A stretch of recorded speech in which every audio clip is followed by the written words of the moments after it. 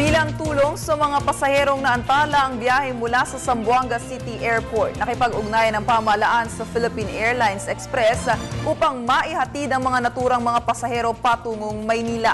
Maliban sa biyahe, magbibigay din ng libreng tawag ang isang telecommunications company sa mga taga Zamboanga City upang makibalita sa mga kamag-anak sa ibang lugar. Para sa detalye, balitaan mo kami Julius Di Samburon. Kasabay ng naging kaguluhan sa Zamboanga City ang tila pagkakaantala at pagbabawal ng Civil Aviation Authority of the Philippines na makabiyahe ang lahat ng commercial flights paalis at pabalik sa naturang lugar.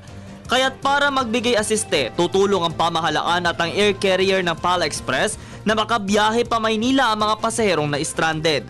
Nang maganap ang paghaharap ng kampo ng MNLF at pamahalaan, tila na paralisa ang biyahe ng mga sasakyang panlupa at panghipapawid.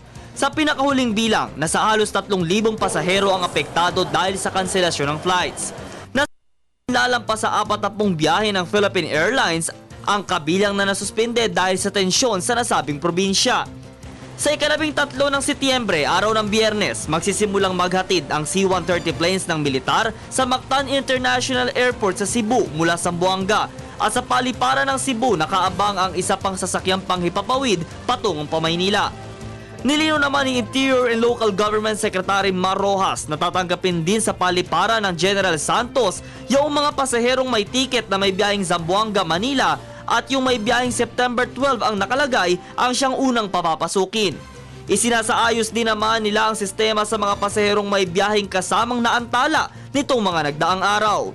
Payo pa ni Secretary Rojas sa mga pasahero na huwag masyadong magdala pa ng madaming gamit o limitahan na lamang ang mga ito para iwas abala din. Samantala, kasabay ng pagbibigay serbisyo publiko ay isang kumpanya ng telepono na nakatakdang magbigay ng libreng tawag sa Zamboanga. Sinabi ng Globe Telecoms na itatayo nila ang libreng tawag station sa Joaquin Enriquez Memorial Sports Complex na kung saan naroroon ang mahigit 800 pamilya.